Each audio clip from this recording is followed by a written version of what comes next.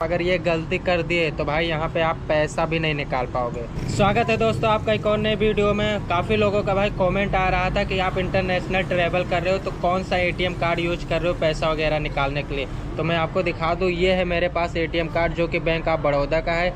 Visa platinum card है। मैं जब यहाँ पे आ रहा था तभी इसको अप्लाई किया हूँ। उसके पहले मेरे पास नॉर्मल कार्ड था जो अपने डोमेस्टिक में इंडिया में चलता है। जब मैं आ रहा था तो मैंने इसको अप्लाई किया। ये इंटरनेशनल कार्ड है, बैंक ऑफ बड़ौदा का, सरकारी बैंक है। बाकी बहुत सारे लोग भाई प्राइवेट बैंक वगैरह का यूज़ करते हैं। बाकी बहुत सारे कार्ड अभी जो है ट्रैवल के हिसाब से, इंटरनेशनल ट्रैवल के हिसाब से बहुत सारे कार्ड आते हैं, तो आप वो सब भी देख सकते हैं। पर ये मुझे परफेक्ट लगा। मैंने इससे अभी सिर्फ एक बार पैसा जो है विड्रॉ किया है, जो कि कंबोडिया में। थाईलैंड में भाई मैं कैश लेकर आया था इंडिया से, 10,000 रुपये इंडिया रुपीस लाया था, तो उसको मैंने एक्सचेंज कराया था थाईलैंड में। तो वहाँ पे मेरा उससे काम चल गया था, जो कि मुझे मिला था 3,500 बात। तो उतने में मैंने पूरे थाईलैंड घूम लिया था, उसमें से बच भी गया था। और मैंने कंबोडिया वीज़ा लेने के लिए वहाँ से थाईलैंड का ही पैसा दिया था।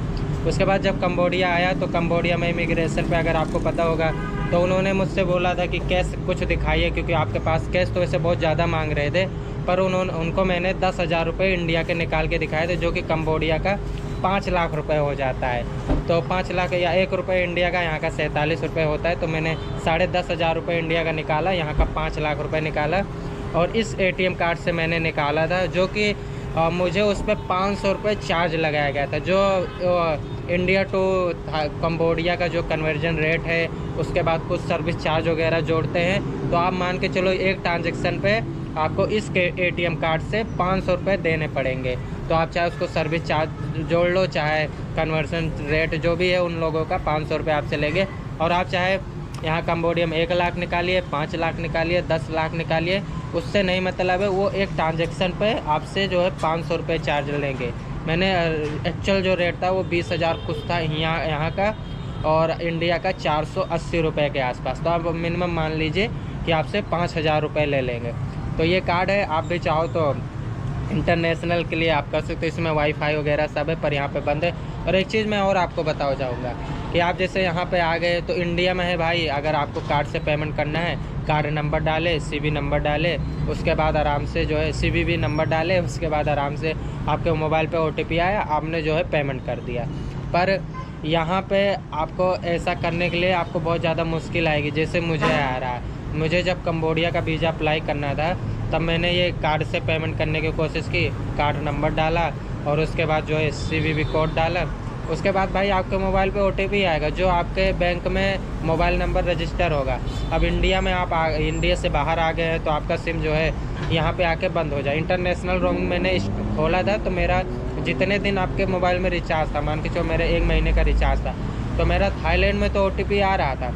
उसके बाद जो है जैसे मेरा रिचार्ज ख़त्म हुआ, मेरा जो है बंद कर दिए, सिम को बंद कर दिए। फिर मैंने इंडिया से जो है अपने पे दूसरा रिचार्ज करवाया इंडिया का। तो मुझे पता चला, मैंने कस्टमर केयर से बात किया, जियो के कस्टमर केयर से बात किया, तब उन्होंने बताया कि भाई इंटरनेशनल को, अगर आपको इंटरनेशनल रिचार्ज कराना पड़ेगा, अगर आप इंडिया के बाहर हो, आपका इंडिया का रिचार्ज वहाँ पर नहीं चलेगा। तो इंटरनेशनल जो जियो का रिचार्ज है वो भाई यहाँ पे 3,000 रुपये का है। तो मैं 3,000 रुपये का रिचार्ज करूँगा क्या करा के, और सिर्फ 1 महीने का। तो मैं सिर्फ ओटीपी रिसीव करने के लिए 3,000 रुपये का रिचार्ज मैं नहीं करा सकता हूँ। तो मुझे पेमेंट करने में काफ़ी प्रॉब्लम आई इससे। अगर आप ऑनलाइन पेमेंट करना चाहते हो तो इसका एक ऑप्शन है, 2 ऑप्शन है। मतलब आप एक तो इंटरनेशनल रिचार्ज करिए 3,000 रुपये का, कोई भी सिम हो। जब जियो इतना सस्ता सबसे है, अगर एयरटेल वगैरह होगा तो शायद और थोड़ा महंगा पड़ेगा। तो आप मेरे से अगर आप पूछोगे तो मैं बोलूँगा जो सिम आपके मोबाइल में रजिस्टर है वो सिम आप अपने इंडिया में छोड़ा है, अपने घर में किसी को दे दीजिए, वो वहाँ पे लगाए रहे। उससे आप जैसे यहाँ पे अभी कभी आप जो है पेमेंट करना चाहते हो तो वो आपको ओटीपी बता देगा, आप कॉल से ओटीपी ले लीजिए, उसके बाद जो है आप फिलअप कर दीजिए, उसके बाद आपका पेमेंट हो जाएगा। तो ये बेहतर रहेगा। नहीं तो आपको फिर इससे आप कैश तो निकाल सकोगे, बाकी और कोई काम नहीं कर पाओगे।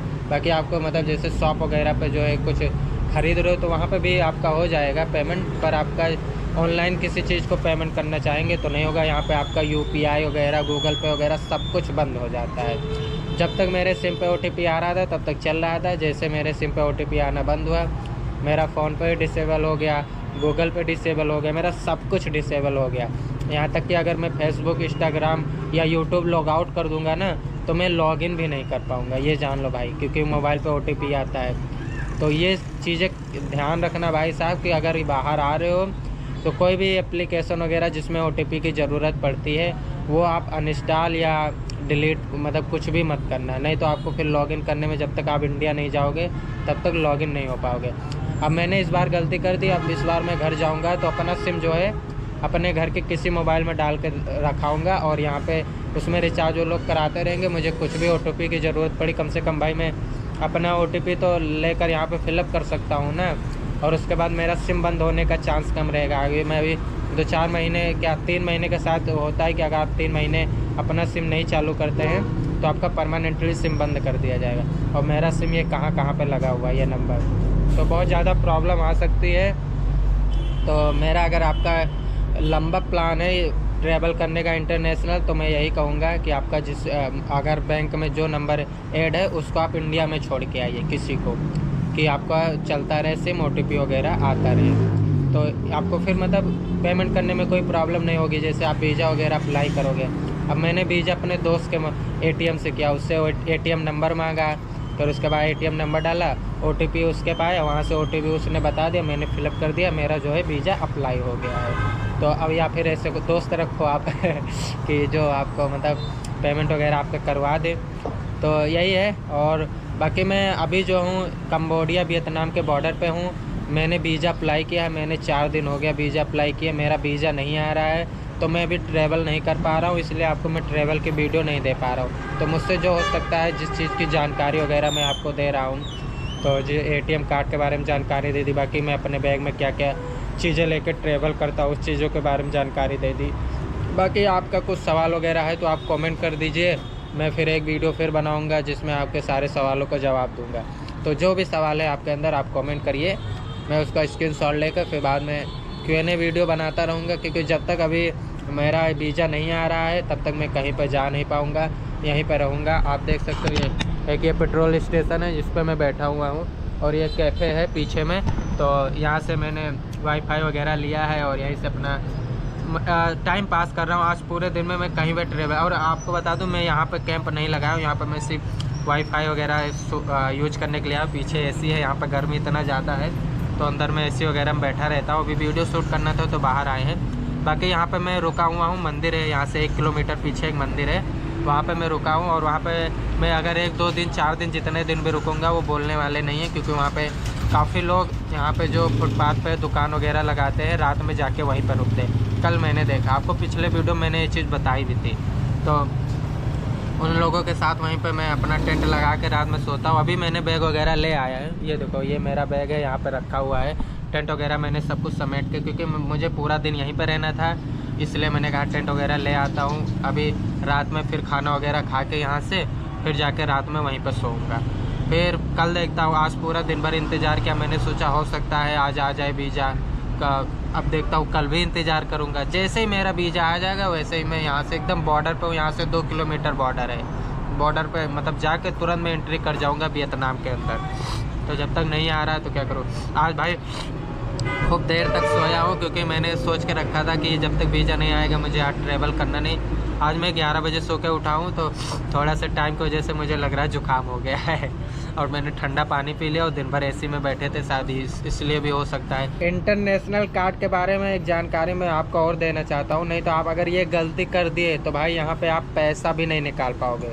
बताएं क्या, जैसे कि आपने इंटरनेशनल कार्ड अप्लाई किया, आपके घर में आ गया, तो जब तक आप इंटरनेशनल वाला इसमें ऑन नहीं करोगे, इसमें जो है बैंक से सिर्फ डोमेस्टिक का ही ऑन होकर आता है। ये इंटरनेशनल जो आपको ऑन करना पड़ेगा वो तो आप एप्लीकेशन में जाके ऑन कर सकते हैं। जिस भी बैंक आप कार्ड ले रहे हैं उस बैंक का एप्लीकेशन डाउनलोड कीजिए। जैसे ही बैंक ऑफ बड़ौदा मैंने एप्लीकेशन डाउनलोड किया था, उसमें आप लॉगिन करोगे, उसके बाद उसमें कार्ड्स का ऑप्शन आएगा, ATM कार्ड्स का ऑप्शन आएगा, उसमें जाओगे तो उसमें सेटिंग में जाओगे तो उसमें होता है डोमेस्टिक ऑन, इंटरनेशनल ऑन, तो आपको दोनों ऑन करना पड़ेगा। आपका सिर्फ डोमेस्टिक ऑन रहता है, इंटरनेशनल नहीं ऑन हो रहता है। तो आप ये चीज़ ऑन करके आओ, नहीं तो आप जैसे इंडिया से बाहर आ गए तो अगर आपके सिम पे OTP वगैरह नहीं आ रही तो आप उस बैंक के एप्लीकेशन पर लॉगिन नहीं कर पाओगे, और अगर आप जब लॉगिन नहीं कर पाओगे तो आप अपना इंटरनेशनल वाला ऑन नहीं कर पाओगे। तो ये आप ये चीज़ करके आइएगा भाई इंडिया से, नहीं तो आपको बहुत ज़्यादा प्रॉब्लम हो जाएगी। यहाँ आने के बाद पता लगेगा कि आप पैसा ही नहीं विड्रॉ कर पा रहे हो। तो ये बहुत ज़्यादा आप ध्यान रखिएगा, और बस यही है। और चैनल को सब्सक्राइब करके रखिए। बाकी आपका कुछ कमेंट है तो आप कर दीजिए, क्वेश्चन है कमेंट करिए, मैं उसका जवाब दूंगा। अगर कमेंट में नहीं जवाब दूंगा तो वीडियो डायरेक्टली बनाऊंगा, क्योंकि मैं अभी सोच रहा हूं कि आपका हफ्ते में Q&A वीडियो हो जाएगा। कुछ भी मतलब बहुत सारी चीज़ें जानकारी आपको देना रहता है, कि आपके बहुत सारे सवाल हैं, तो वो सब चीज़ों का मैं जवाब एक वीडियो में डायरेक्टली दूँ। कितने लोगों को कमेंट में जवाब दूँगा, तो डायरेक्टली वीडियो बना दूँगा, तो उससे आप लोगों को उस बारे में जानकारी मिल जाएगी। तो यही है, तो चैनल को सब्सक्राइब करके रख लीजिए भाई। मेरा कॉन्फिडेंस लेवल यहाँ से यहाँ तक पहुँच जाता है, तो आप चैनल को सब्सक्राइब करिए, थोड़ा सा सपोर्ट दिखाइए, लाइक करिए। तो मतलब इस चीज़ों आपका कुछ जाएगा नहीं, पर मुझे बहुत ज़्यादा कॉन्फिडेंस मिलेगा।